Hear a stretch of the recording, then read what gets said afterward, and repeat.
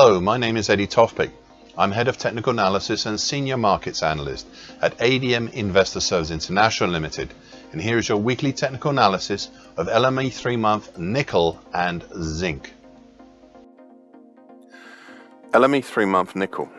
Now, 10 weeks ago, I said about this market, and I quote, "This leaves us with an interesting if complex situation." You see, one could look at the whole of the early November to date action as a possible complex head and shoulders top with a split head. It will now all depend on whether the market first makes a move down to the proposed neckline of the pattern, that's currently at 29,245 and highlighted in dark blue, and then what it does when it gets there, end of quote. Now that was fair enough. I had seen a potential head and shoulders top and I'd highlighted all very, very sound analysis. And I'll expand on this further in my commentary in a short while. Then 9 weeks ago I took a closer look at the action from November last year to January this year and revealed the following, and I quote, "There is another, more acute head and shoulders pattern in there as well. I've highlighted the neckline of this one in purple to help aid in viewing it. It is much more acute and I consequently have doubts about it, but the significant feature is that the neckline has been broken on the downside and we're currently on the pullback from that, but only so far, as now the 3-pointer downtrend generated from this smaller and more acute head and shoulders top. I've highlighted in bright red on my daily chart, which you can still see. This makes for interesting viewing of what will happen. This does not take away anything from the larger incomplete potential head and shoulders top at this time. Thus I'm minded to place some potential targets on the downside for this acute head and shoulders top.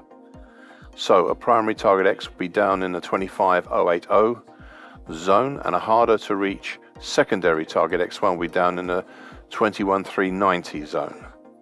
End of quote. Since then the breach downtrend has maintained the bearish pressure and prices have dropped below the following: the August 2011 high at 25,195 and the slowly declining long moving average, currently 24,590. The market has also reached target X at 25,080. The move down had not been aggressive, but it was somewhat relentless. However, an approach to the February 2014 high at 22,155 and the associated congestion seen throughout the middle and latter part of 2022 at that and nearby levels, the market decided to slow its decline such that 3 weeks ago we had a weekly close above the previous week's close. First one since mid-January. This was followed by another 2 weeks ago, but not by last Friday's close, which may eventually speak volumes, as last week was a weekly indecisive spinning top, bordering on a weekly indecisive doji cross. Now, we still have target X1 at 21,390 below, but I said earlier I would expand on the further potentials below for the second less acute head and shoulders top formed since November last year. I said 7 weeks ago the following on this matter, and I quote, "Now, for the second larger head and shoulders top. I will not at this stage give any targets below, simply because we have not had any confirmation of a move below its neckline. We've only had the one close. However, I can give an idea of the size of the move. Thus, a primary move lower below below a confirmed break will be in the order of $3,135, and a secondary harder to reach move lower would be $6,665 under a confirmed break below the neckline," and that's the end of the quote. Since then we have had the confirmation of the move below the neckline. Thus, with the previous numbers in hand, we had a primary target for this less acute head and shoulders top in the 24,070 zone, with a secondary harder to reach target X2 in the 20,540 zone. The primary target was reached 4 weeks ago, and target X2, well, that is still live. Now, I also said the following 7 weeks ago about a possible fly in the ointment for this scenario, and I quote, "You see, these head and shoulders tops are fine, but what if one or both of the head and shoulders patterns turns out to be head and shoulders continuation patterns, or even something else completely? What then?" Well, I think that is a good question, as having such a pair of the same patterns at the same time may lend itself to such an outcome. The only thing I can say to that is to keep a close eye on any such deviation in one or both of these patterns. End of quote. can add right now that no such outcome seems likely right now. Even now, the head and shoulders tops look like the way the market seems to favor, even taking into account the hesitation and congestion we've seen between the long moving average overhead and the February 2014 high that is below.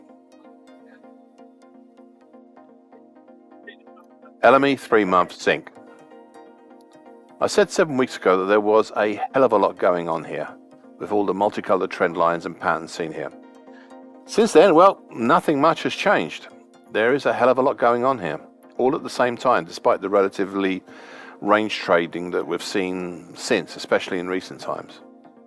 Let's start once again with the basics by looking at the key support and resistance levels.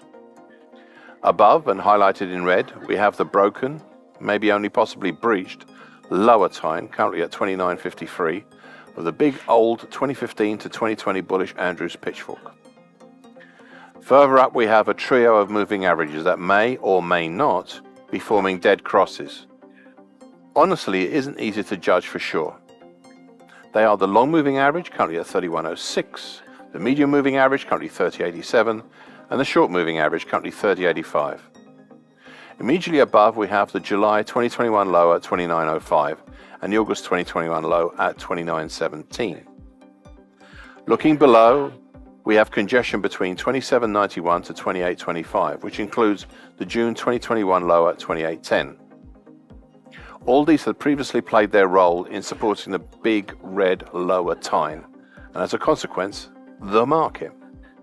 We also have down here below the middle tine, currently at 27.56, which is highlighted here in purple, of the more recent late May to mid-August bearish shift pitchfork.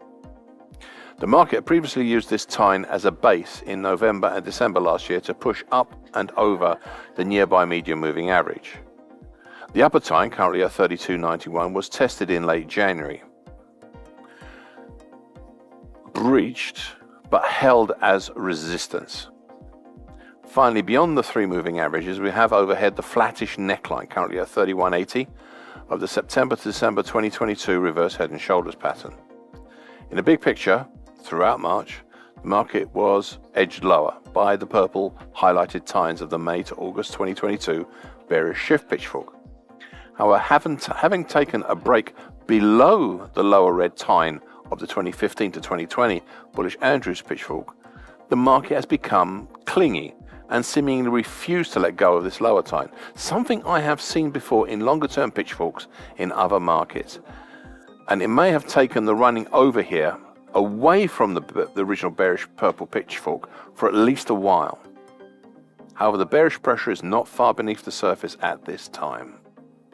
Finally, I've spoken a lot about the March 2020 to June 2022 ascending expanding wedge pattern, currently way up off the top of my daily chart, though you can see the lower trend line highlighted in dark blue peaking in the top left corner of my daily chart. There are some outlandish potential targets for such a long-dated and wide pattern.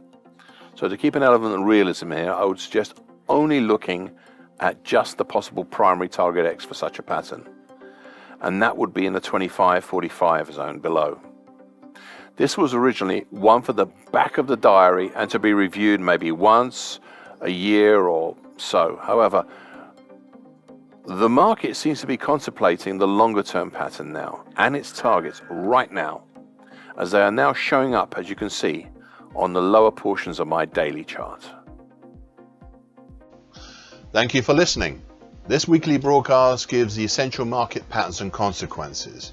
Please be aware of the risk disclaimer posted both at the front and the back of this broadcast. Copyright is Eddie Tofpik and ADM Investor Services International Limited. And here comes the final important bit.